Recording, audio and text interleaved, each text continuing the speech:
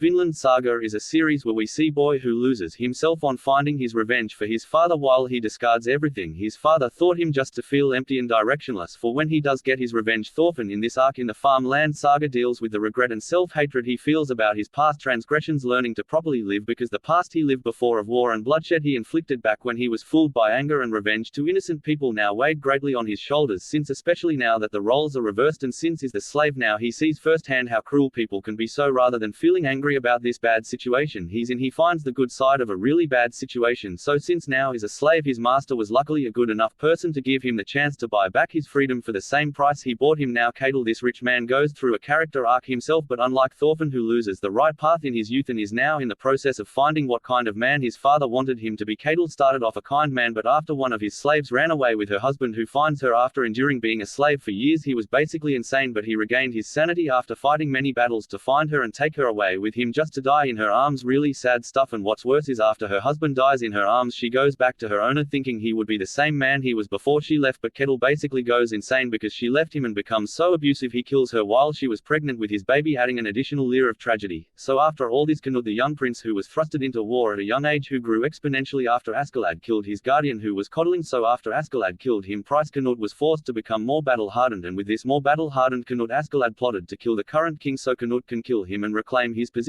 as the new king. So after this, King Canute goes to the farm where Ketil and now Thorfinn is in, but Ketil at this point has gone insane because of the Arnheid going back to her husband and coming back situation, so he went to war with King Canute and he dies also in this second season. Canute has clearly changed a lot as well. Back when he was just the prince he would have mostly likely never have taken measures like this to seize more land. It's being really well portrayed that is becoming more and more ruthless because of the king's curse which was given to whomever wears the crown. They'll see the previous king as a vision and would keep talking about ruling over more and more countries, which is what Canute is planning on doing. But Thorfinn, who had get beat up really bad just to get an audience with the king, and he does convince him call back his forces because of his newfound wisdom after living as a slave. He convinces Canute not to conquer but to aid in the progress of other nations, and Canute recognizes the fact that ultimately both Thorfinn and himself had the same goal, just different ways to get there. So after seeing the conviction Thorfinn has shown by the fact that he took 100 hits just to seek an audience with the king, he earns Canute's respect and he withdraws his forces. So after this, Leif, a man from Thorfinn's village who was looking for him, finds him and Thorfinn finally reunites with his mother and sister. Also side note, it was cool seeing the contrast of the romanticization Thorkel and most other Viking have to go to Valhalla as place of honor you get to go when you die in battle, and seeing what it actually ended up being, a mindless bloodbath, really hammering down what the toxic